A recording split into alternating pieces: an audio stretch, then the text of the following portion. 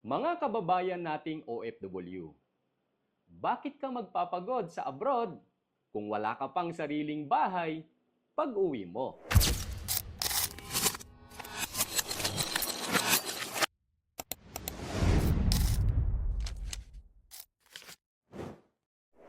Kung ikaw ay OFW at kung ang dream mo ay iuwi ang iyong pamilya sa sariling bahay, ito na ang solusyon mo.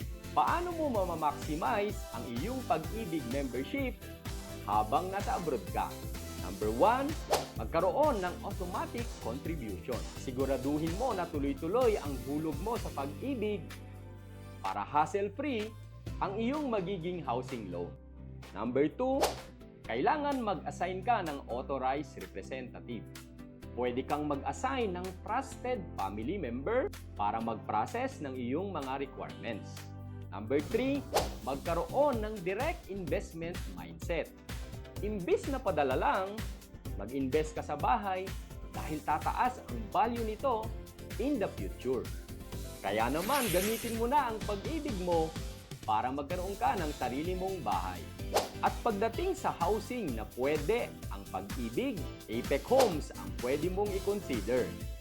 Trusted ng libu-libong families at awarded pa bilang top developer ng pag-ibig. Hindi lang ito bahay, kung hindi, investment para sa kinabukasan.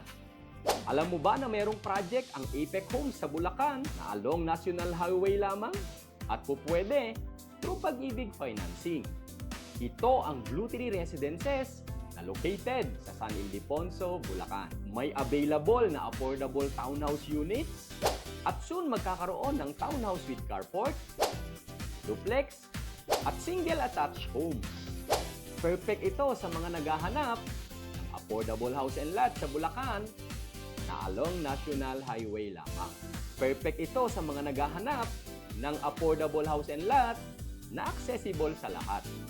Kaya naman, i-message mo kami sa RRCT Realty para sa free project presentation at site viewing.